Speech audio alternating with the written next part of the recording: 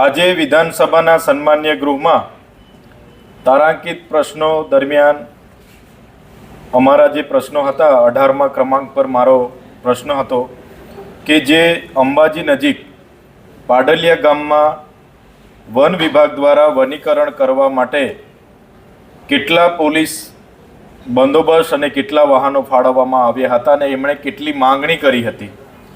ત્યારે આજે ગૃહ વિભાગ દ્વારા સન્માન્ય ગૃહમાં અમને જવાબ આપવામાં આવ્યો છે કે 2 સરકારી વાહનો અને 30 જેટલા પોલીસ અધિકારી કર્મચારીઓની ફાળવણી કરવામાં આવી હતી। અને બીજું અમે એમાં સવાલ પૂછ્યો કે એમાં કેટલા ટીયર ગેસના સેલ છોડવામાં આવ્યા, કેટલા રાઉન્ડ ફાયરિંગ કરવામાં આવ્યું હતું। ત્યારે 14 જેટલા ટીયર ગેસના સેલ છોડવામાં આવ્યા હતા અને પોલીસ દ્વારા કોઈ ફાયરિંગ કરવામાં આવેલ નથી।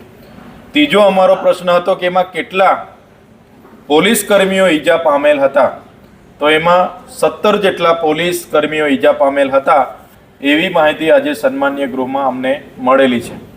ત્યારે સાથીઓ, આપ પણ ખૂબ સારી રીતે જાણતા હશો, અનાદિકાળથી વસનારો આદિવાસી સમાજ એ જે પણ જંગલ છે, જે પણ પર્યાવરણ સચવાયેલું છે, આદિવાસી સમાજે સાચવેલું છે।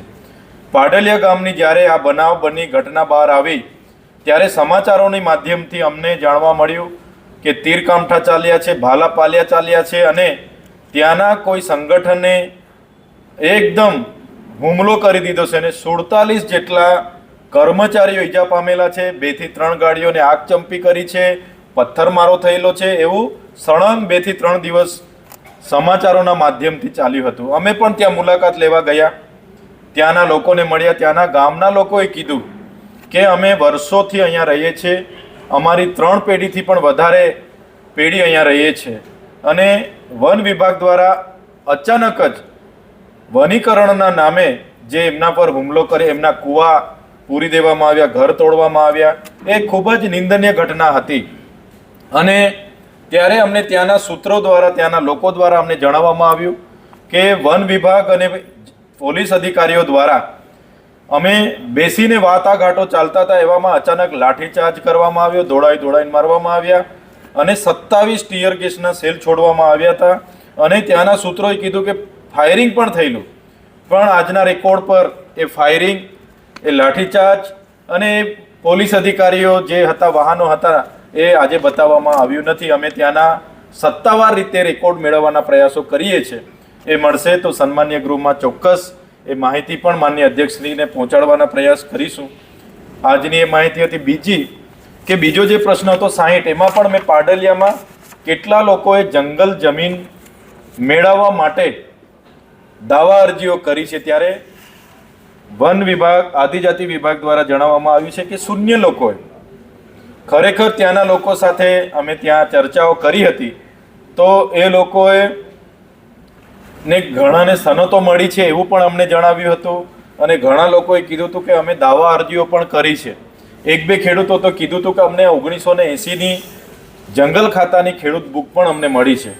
ત્યારે સાથીઓ, સવાલ એ ઊભો થાય છે કે આ વર્ષના નાણાકીય બજેટમાં એ અંબાજી અને આજુબાજુના ગામડાઓમાં કોપરની ખાણ માટે, નીચે કોપર છે અને એની ખાણો ત્યાં બનાવવા માટે 613 કરોડની પણ જોગવાઈ કરવામાં આવી છે।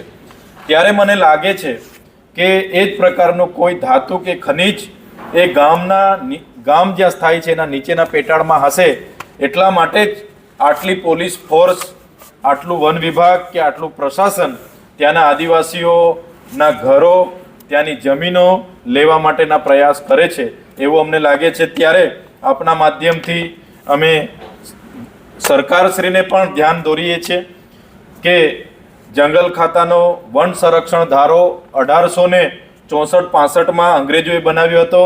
જંગલ ડિપાર્ટમેન્ટ, ફોરેસ્ટ ડિપાર્ટમેન્ટ 1927માં બન્યું છે। આદિવાસી હજારો સાલથી અનાદિકાળથી ત્યાં વસે છે, એટલે પહેલો અધિકાર પૈસા એક્ટ 1996 મુજબ એ ત્યાંના આદિવાસીનો છે। એટલા માટે આ પ્રકારના જે પણ ઘટનાઓ ઘટે છે એ આદિવાસી સમાજ ખૂબ ધ્યાનથી જોઈ રહ્યો છે। ફરી આવી કોઈ ઘટના આદિવાસી સમાજ સાથે ન થાય એ આપના માધ્યમથી સરકારને અમે રજૂઆત પણ કરીએ છીએ.